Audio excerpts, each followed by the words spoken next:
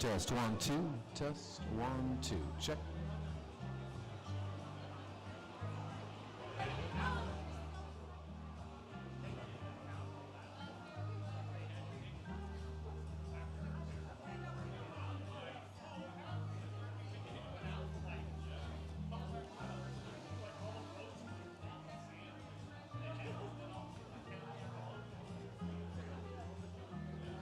What's that?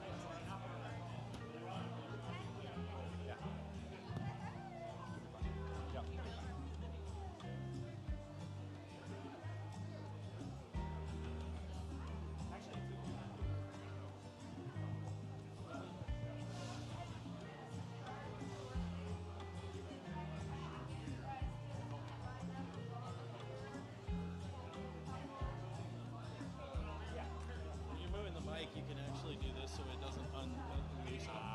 Actually, bring it down like Okay, this. cool. Will that work? Great.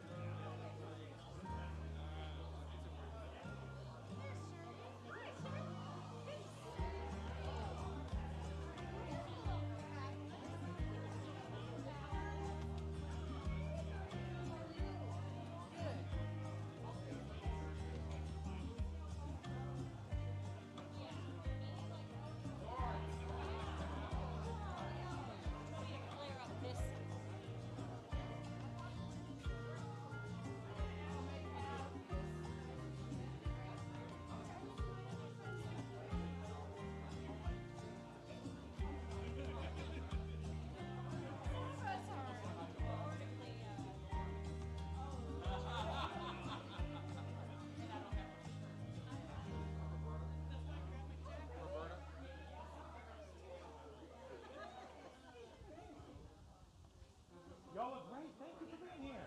Good to see you.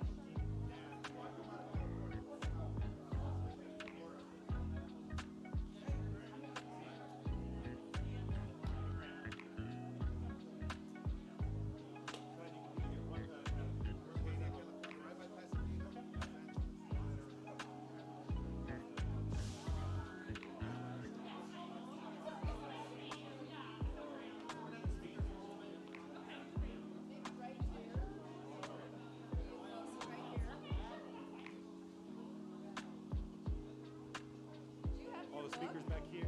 Let's see. Right up here.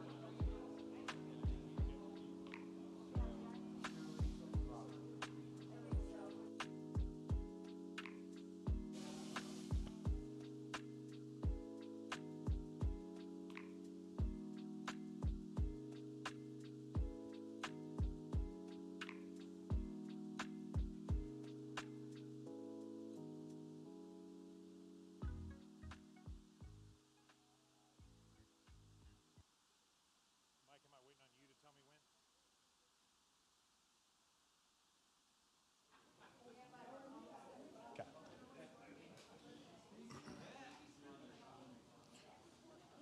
All right, so you're right here. It starts on the back of this page and then splits over to this one.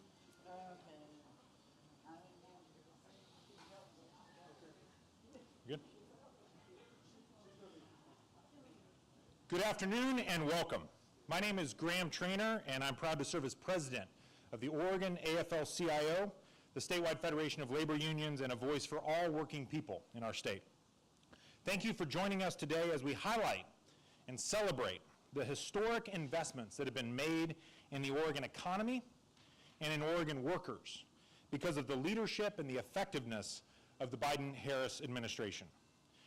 From the American Rescue Plan to the Bipartisan Infrastructure Law, to the CHIPS and Science Act, to the Inflation Reduction Act, as just a few of the economic accomplishments, this administration has been laser focused on, as President Biden often says, building the economy from the bottom up and the middle out, not the top down.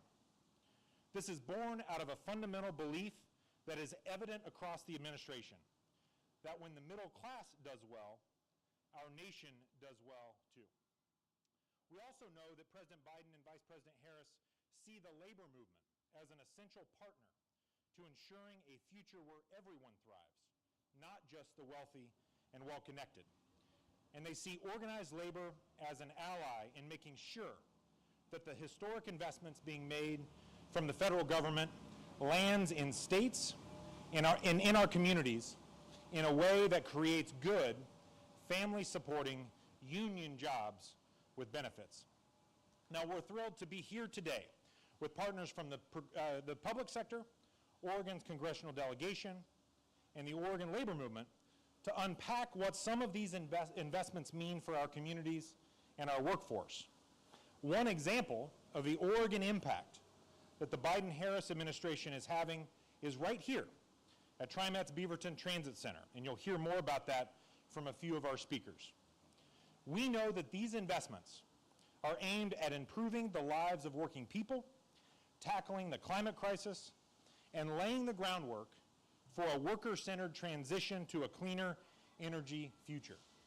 And with us today to share their perspectives on what public transit and electric vehicle infrastructure will mean for a brighter future are Kelsey McCauley, a representative from the office of Congresswoman Suzanne Bonamici, whose district we are standing right in, Sam DeSue Jr., the general manager for TriMet, which is the Portland Region's public transportation agency, Shirley Block, the president of the Amalgamated Transit Union Local 757, Oregon's statewide union representing transit workers, Marshall McGrady, representing the International Brotherhood of Electrical Workers, and their union's focus on providing a highly trained and skilled workforce to build out our region and our nation's EV infrastructure to meet the heightened demand.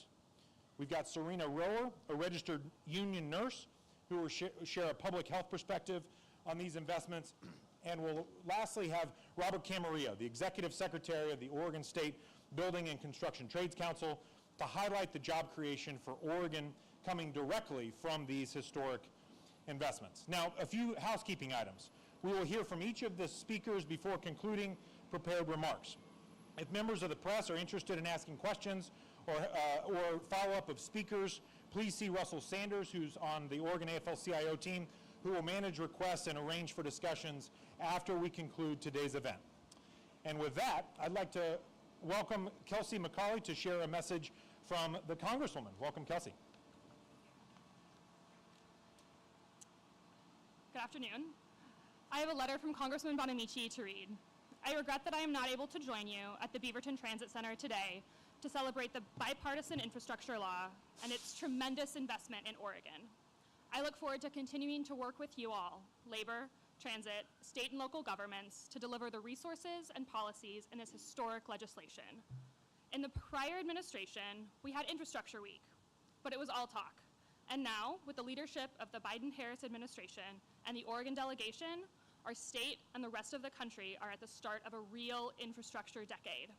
To date, $2.6 billion from the bipartisan infrastructure law is headed to Oregon, with more than 265 specific projects identified for funding. Of these investments, $1.9 billion will improve Oregon's roads, bridges, public transit, ports, and airports.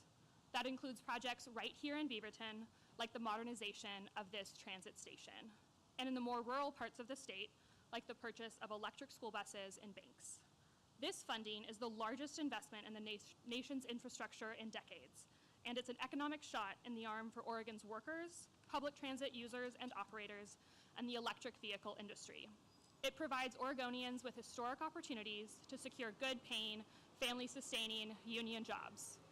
By reaching communities across Oregon, including rural communities and historically underserved populations, the law makes critical investments to improve lives for all Oregonians, speed the just transition to a green economy, and position the state for future success. Sincerely, Suzanne Bonamici, Member of Congress. Give it up for the Congresswoman. Thank you so much, Kelsey. And without a doubt, I know that the Congresswoman would be here if her schedule would have allowed, so thank you so much. Next up is Sam DeSue Jr. from TriMet. Thanks for hosting, Sam.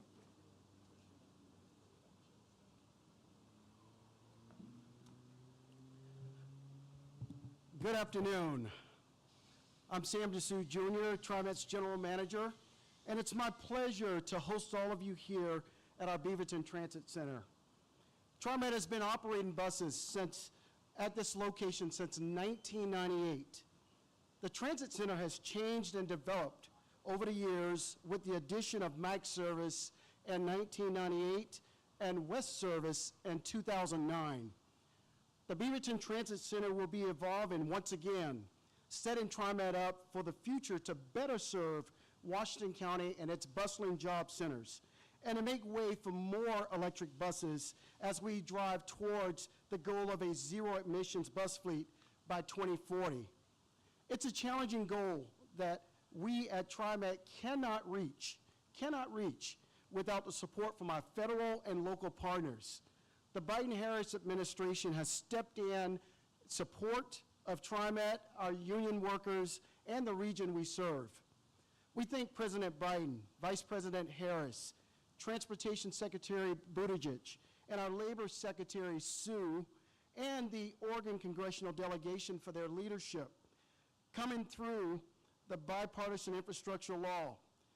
Really, thank you for the $5.6 million federal investment that's coming through this law here for a renovation here of the Beaverton Transit Center.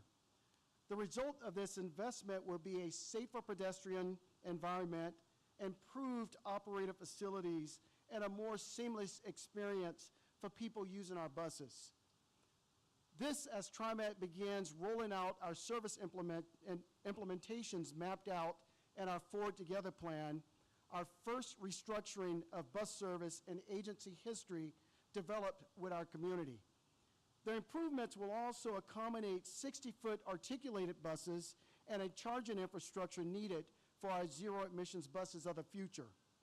Today, all TriMet buses, all TriMet diesel buses are run on cleaner burning renewable diesel, and our MAX trains are powered by renewable electricity.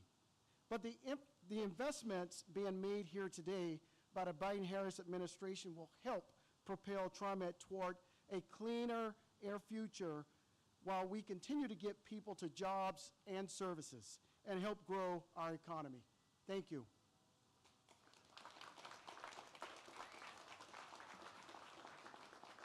Thank you again, Sam. Next up, we've got Shirley Block, President of the Amalgamated Transit Union, Local 757. Welcome, Shirley.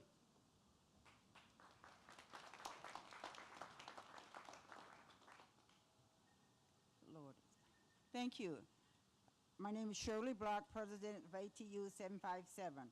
ATU Local 757 applauds the Biden-Harris administration for the bipartisan infrastructure law because of its sufficient investment in clean public air, including funding for clean buses. This demonstrates a commitment to improving the quality of public transportation and reducing the environment impact. The bipartisan infrastructure laws provides for clean public transit alignment with ATU Local 757's mission to promote sustainable transportation options, create healthier communities, and ensure safe and efficient transit service for workers and passengers. The funding of the bipartisan infrastructure law will help double the number of clean public transit buses on Oregon roads, contributing to reducing greenhouse gas emissions.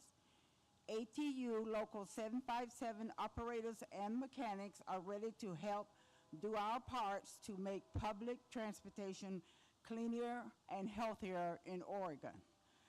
Communities in Oregon have also received $4.7 million for clean transit buses and improved bus service through the DOT's low and no emissions bus and bus facilities facility programs promoting substantial transportation options. The investment in clean buses through the bipartisan infrastructure law demonstrate bipartisan support for reducing environmental impact, improving public health, and addressing climate change. Thank you.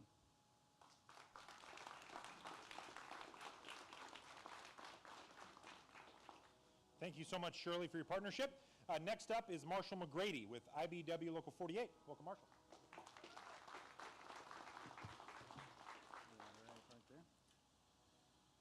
All right, good afternoon, everybody. My name is Marshall McGrady. I'm the political director for IBEW Local 48, representing about 6,000 electricians in Northwest Oregon and Southwest Washington.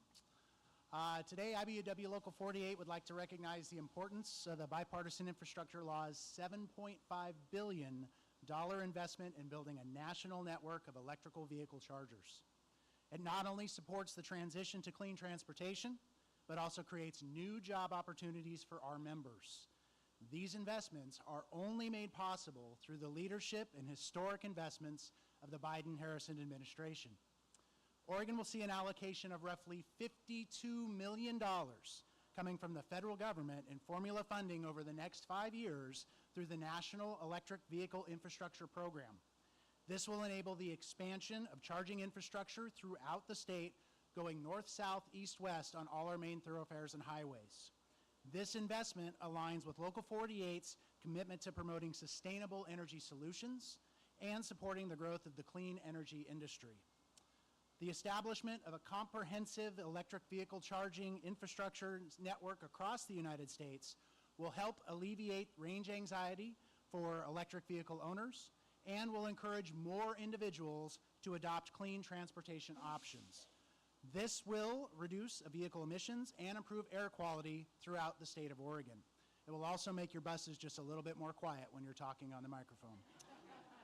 Local 48 appreciates the focus on domestic manufacturing jobs as well, as it ensures that the development and deployment of electrical vehicle chargers will create employment opportunities within our local communities. This investment strengthens the economy, supports skilled workers, and fosters sustainable growth in the clean energy sector. IBEW stands ready to electrify America. Thank you.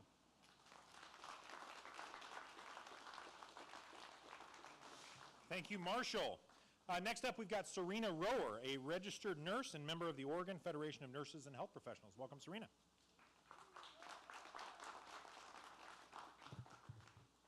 Good afternoon, everybody. Through the leadership of President Biden and his administration, the bipartisan infrastructure laws, investment in electric vehicles and public transportation will contribute to improved air quality in Oregon, leading to better overall public health outcomes. By expanding and updating public transportation infrastructure, the law will provide Oregonians with more accessible and affordable transportation options, promoting physical activity, reducing sedentary lifestyles, which can help prevent chronic diseases such as obesity and cardiovascular diseases.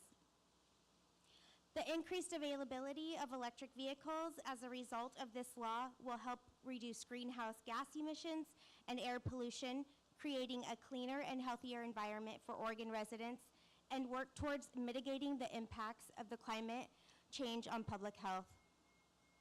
Investments in electric buses and charging infrastructure through the bipartisan infrastructure law is not only going to benefit our communities by reducing emissions, but will help close the gap on health inequities that we know exist in lower socioeconomic zip codes, assist in decreasing respiratory-related emergency room visits, and decrease noise pollution, leading to quieter, more peaceful urban environments that can positively impact mental health, well-being, and promote healing.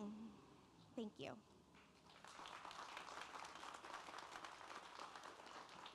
Thank you, Serena. And our final speaker for today's program is Robert Camarillo with the Oregon State Building and Construction Trades Council. Welcome, Robert. Thank you for the invitation. Thank you, Sam, for your leadership, and TriMet for hosting us. Thank you for your leadership, President Traynor. Thank you to all the amazing union members that made it out here today.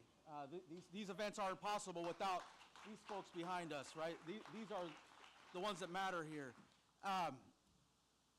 Again, the bipartisan infrastructure law's implementation will help create thousands of union construction jobs across Oregon, providing thousands of exciting career opportunities for new apprentices and support Oregon's growing workforce. This is all thanks to the leadership of President Biden and his administration. The $2.4 billion in funding allocated to Oregon through the bipartisan infrastructure law will fuel infrastructure projects that require the skills of Oregon's building and construction trades members, such as on bridges and highway construction, public transit expansion, and port construction and improvements. These projects will generate a demand for an array of skills from building trades members. The investments in transportation infrastructure will require a significant workforce for new construction improvements and maintenance. This will help us continue to diversify the workforce through our privately funded world-class registered apprenticeship programs, creating career opportunities in all facets of our industry, from the respected careers in the skilled trades to engineers, project managers, and other professions in our growing construction industry. As the bipartisan infrastructure law aims to reach communities across Oregon, including rural areas and historically underserved populations, the construction projects funded by the law will provide career opportunities in diverse regions, fostering equitable economic development and job creation. Thank you. Okay, thank you, Robert, and another round of applause for all of our amazing speakers.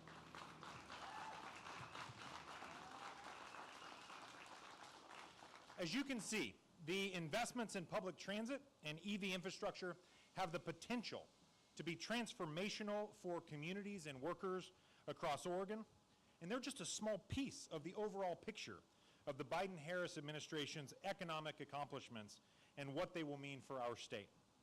As Oregonians, President Biden and Vice President Harris have delivered for us time and time again, and we know that they will continue to do so. And I know that we were capable of meeting the demands of this moment to creating an economy, an environment, and communities that will all thrive. And it's with partnerships like this in the region and across the state that we illustrate our incredible pioneering spirit as Oregonians. We stand ready to roll up our sleeves side by side with the Biden-Harris administration to make sure we continue this critical momentum that will put working Oregonians first and create a more fair and just economy. Again, thank you all for joining us today, and give another round of applause, as Robert said, for the incredible landscape of union members that we have with us today, who are all ready to get back to work. Thank you so much. That concludes our program, and as I mentioned earlier, if you're interested in talking to any of the speakers, feel free to reach out to Russell here. Thank you all.